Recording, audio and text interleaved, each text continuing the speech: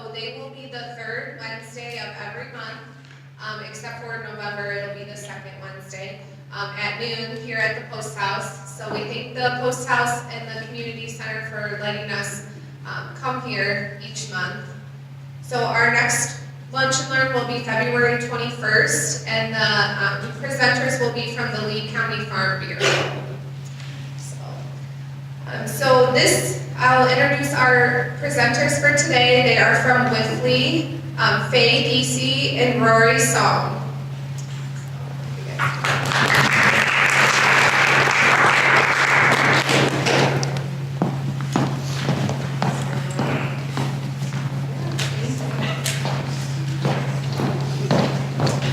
Well, good afternoon. Nice to see all of y'all.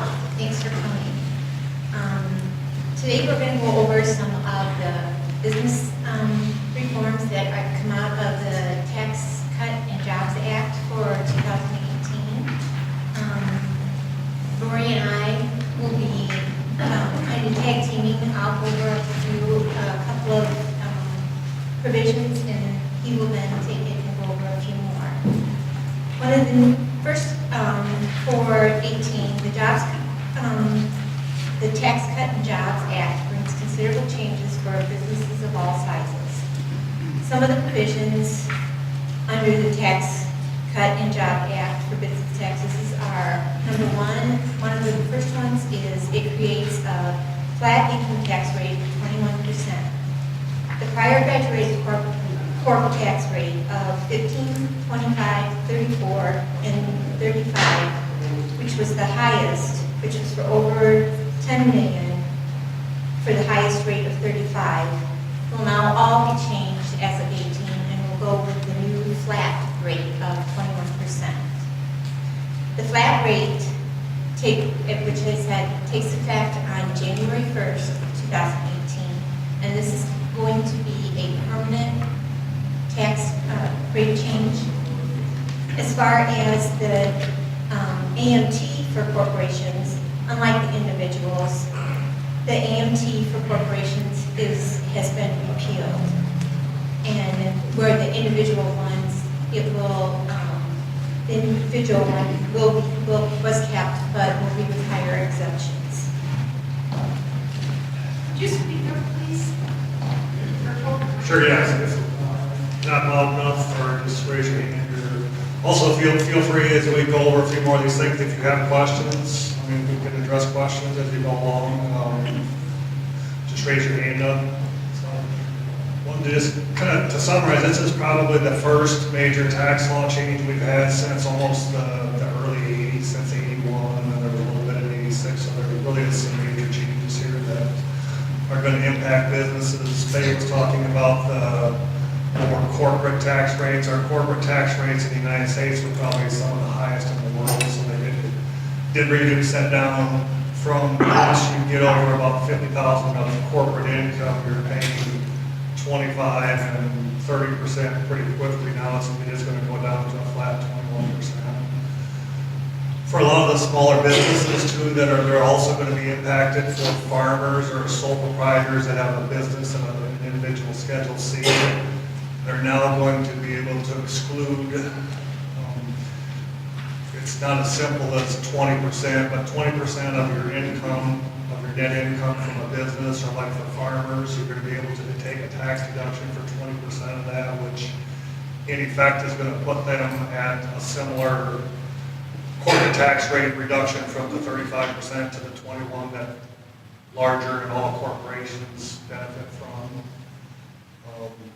We're going to go back and forth and give you some individual items also, but another big item for businesses that is probably going to impact a lot of people is they've taken away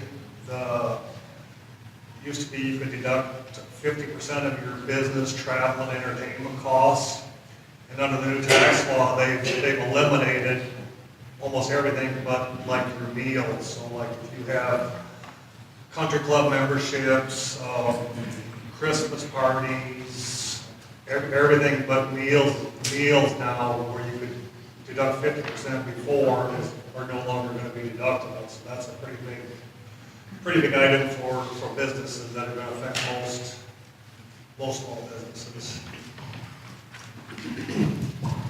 Another item that's going to affect businesses, which will, is the Section 179 expense is increasing. The current Section 179 expense is $500,000 for 17, which will phase out at $2 million, and for 2018, it's been increased to $1 million, which will phase out at $2.5 million, and it's also indexed for inflation rates for the years after 2018. Also, the bonus depreciation, it will be for, the bonus depreciation for this year is 50% for depreciation for the current law, but as of 2018, the bonus depreciation, which allows more for expensing, will be 100,000 through, will be 100%, sorry, through 2022. And then after that, it will start decreasing each year as to the amount of bonus depreciation that can be taken. It'll actually phase out by the year 26. 2023, it'll be at 80%. 2024, it'll be at 60%. And then 2025 at 40. And then 2026, it'll be at 20%. And it also, the bonus depreciation used to be that you can only take it on new property, and now there's other items that you can take it on, other than just new items that have been purchased. Some other business deductions that really for most small business or individuals that are looking for deductions that are remaining after these tax law changes. One of the biggest tax savers is going to be more and more businesses are using the health savings accounts. Health savings accounts can be set up if your employer might have those, even if you're a sole proprietor. If you have a high deductible health insurance plan, it allows you to put away approximately $3,400 if you're single, and if you have a family, you can put away almost $7,000 now into a health savings account and take the deduction from your individual taxes. So they're limiting now some of the itemized deductions, so those are real important.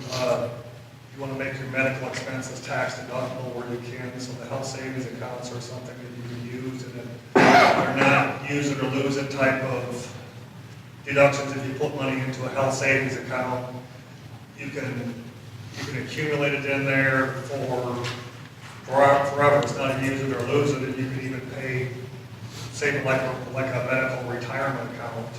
Save it until you get a little older, and you can always reimburse yourself. You need to go back a couple of years if you haven't set up and take prior year medical expenses when you're involved in the plan.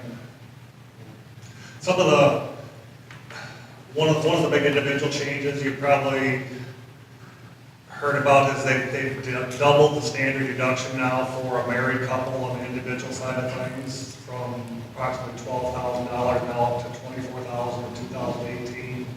So there's going to be a lot of people that are not going to be able to itemize deductions anymore. You probably saw there was a lot of people at year end into December were scrambling around to try and prepay some things. A lot of them were prepaying the real estate taxes because those that did itemize that would never get up to the $24,000 threshold that is going to be in effect for 2018 were able to prepay like real estate taxes or state income taxes or maybe some charitable contributions and still deduct them for 2017 and 2018. You're not going to be able to do that for a lot of people because the standard deduction they're just going to give you is going to be $24,000 now. So that's a big item for individuals going forward. Another one of the business provisions was for the deduction for business firms to be able to claim interest on business debt has been limited. The deduction for net interest incurred by businesses will be capped at 30% of the business's adjusted gross income, with the disallowed interest being with it has the ability to be carried forward indefinitely for the portion that was disallowed. And with that being, firms that have 25 million or less of gross receipts, real estate companies and certain regulated public utilities will be exempt from that. Also, the limit for the Tax Cut Job Act limits NOL deduction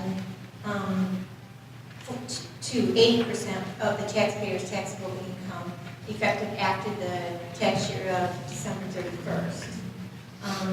It also repeals all carryback provisions except for a special 2-year carryback and certain losses incurred in the area of farm.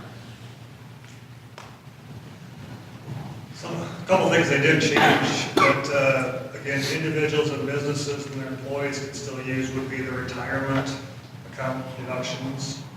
They pretty much left that intact the way it was, so for people that have 401k plans, they can currently put away $18,000 a year into their 401k plans, and another $6,000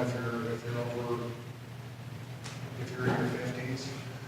They also have for small businesses, there are simple retirement plans that you can put away approximately $12,500 a year. So for small businesses, those are still great ways to save some money on your taxes, and for your employers to provide a benefit to your employees. So the health savings accounts and whether it's a 401k plan or a simple IRA type of thing, there's some nice deductions take, and then you still have a tax deduction for those, but your money is going into your own retirement account, so it's always still going to be there, and also your health savings account, so it would be there to pay medical expenses or those type of items out of there. But again, really, those are 2 of your top deductions for individuals or even for small business type returns. Also, for small businesses, they've changed some of the luxury auto rules. It used to be if you use an auto for your business, they placed a cap on if it's like a car that you're driving, the first and the second year deductions were $3,000 or $4,000 that you could take. For 2018, those deductions are going to go up to almost $10,000 or $11,000 if you're using an auto for your business. So for 2018, that deduction has been raised quite a bit for almost everybody who uses a vehicle in their business. So it's going to provide some bigger tax deductions for you if you do that. And as we know, for the individuals, the income tax brackets will be changing. We'll still have the 7 tax brackets, but for 2018, they'll be at the 10%, 12%, 22%, 24%, 32%, and 35%. And then the last one being 37%, where the current law, the top individual rate is at 39.6%. And also, one of the changes for individuals is the child tax credit. It'll be increasing in 2018 to $2,000 per qualifying child, and with a minimum refundable credit of $1,400. The threshold increases also, which the credit begins to phase out at $400,000 for those married filing jointly, and $200,000 for single and other taxpayers. Yeah, that for individual, that's really a big item, because the child tax credit, if you had a child that was under age 17 at the end of the year, you had a $1,000 tax credit that you would get for each one of the kids. So now they've doubled that, so you'll have a $2,000 tax credit that you'll be able to take for those kids. And there was also like a phase-out limit, which was, they started phasing it out, and for a couple, if you made about $120,000 or $25,000, so there was a number of people that got phased out, even if they had kids, and not get that $1,000 credit. Well, now that ceiling is now about $400,000, so almost everybody's going to get that. People that, like I said, were phased out and didn't get the $1,000 credit are now going to get a $2,000 tax credit that they'll be able to use on their return. Another item that they kind of tossed in there, if you have other dependents on your return besides your kids, if you have a a parent or a grandparent or somebody that's not your actual dependent, there's actually a $500 tax credit for those people that's new for 2018. So some nice things that they've added there that are going to benefit a lot of people. For those of you that have employees, you want to be sure that you've got the new tax table starting February 1st when these newer rates are in effect for 2018. You want to be sure that you've adjusted your tables, or you're using the correct tables that you withhold from your employees. And you may want to double check that like before and after, because you should be able to take up somebody's paycheck and starting in February, if they're making $500 a week or $1,000 a week, whatever that number is, you want to compare that to what their withholding has been, because it should be less. If you're doing it correctly, the federal withholding will be less on that because of the new lower rates that now are built into the table. So if you have software, or most people have software that do that, you want to make sure that you've got your software updated so that you do make that change so that that's noticeable in your employees' paychecks when they receive those. And additional on that, those new tax tables that come out will be based off of the current W-4 that your employees have on file. As of now, they're telling you that you don't have to have the new W-4 forms filled out, but there's a website that the IRS is going to have available for taxpayers, and it's going to have on it a revised withholding tax calculator. If you go to the IRS.gov website, and they're projecting right now that tax withholding calculator will be available at the end of February, and they're advising people that would like to have an idea of where they're going to be, or if they need to increase their withholdings, or change their allowances or whatever. They're saying that this would be a good website to come to be able to know if they need to actually fill out a new W-4 form, especially because with the additional changes that reflect the new laws as far as the itemized deductions, the increase in child tax credit, the new dependent credit, and then the repeal of the dependent exemptions, your allowances may change. And by going out to that website, the IRS.gov website, you're able to see if you need to make a change. For now, they're advising employers until the tables are updated, and they're asking that as soon as those tables come out, that employers start using those new tax tables. But the date that they're looking for, that they want those to be started to use by February 15th and no later than that.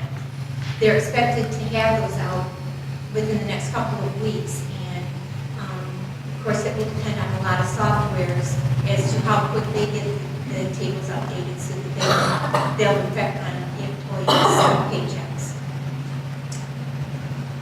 So kind of what we put together in this package for everyone is we have some different internal items from our tax department. We have like the Kiplinger tax letter, which maybe some of you have seen before.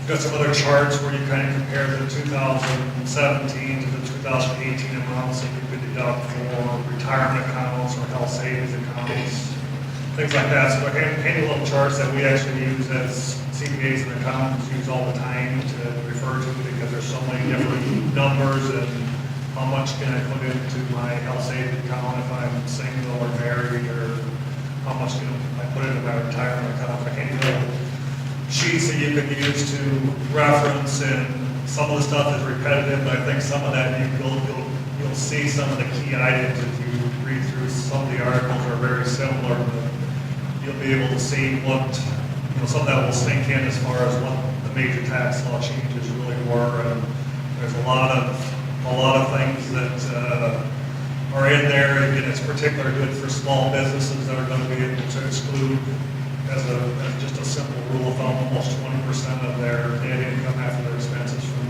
business. Most of them are going to be able to take a tax deduction for that, so it's going to really lower the tax rates for small businesses and really be a benefit to our economy. So maybe we'll leave that. If people have questions or comments, or feel free to raise your hand, and we'll be around for a little bit afterwards if you want to talk to us individually. How is charitable giving? I heard that charitable giving is affected by this. How is it affected? Charitable, they didn't change much, but that's going to be kind of interesting to see, because when they doubled the standard deduction from about $12,000 for a couple up to $24,000 for a lot of the returns that we do and that are going to be kind of across the board. These people are a lot of people are going to no longer be able to itemize. So that may have some impact on charitable contributions. One recommendation to maybe help alleviate that a little bit is what people did this year with prepaying their real estate taxes. If you're close to the $24,000 standard deduction, or for people that make larger charitable contributions, you may try and bunch that and get that all into one calendar year, so that you may take, instead of the $24,000 standard deduction, you may take 30 or 35 if you make large charitable contributions. You may want to bunch them in one calendar year, and then the next year you may not have very many, but you'll still get the $24,000 standard deduction on. But it is going to impact charities, I think, for some dollars. So it'll be interesting to see how that does play out. It probably is going to impact that.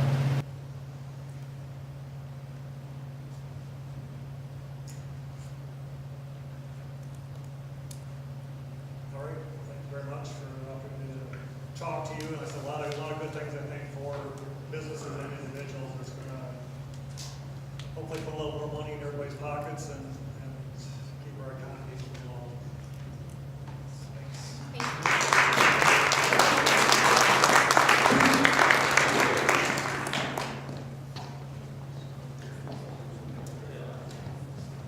All right, and as you can see on those packets, Faye and Rory's contact information is on there, so you can get a hold of them that way if you have any additional questions after you look through the materials.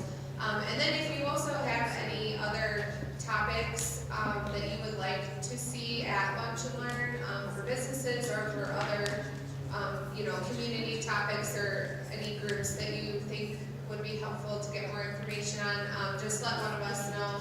We're at the table on your way out. There's also some event flyers on the table, some from the Post House, and then one is our 2018 schedule. So feel free to take those home with you, and we have more up at the front too. So thank you again for coming. Thank you again to Rory and Faye and Whiffley and Montesmino.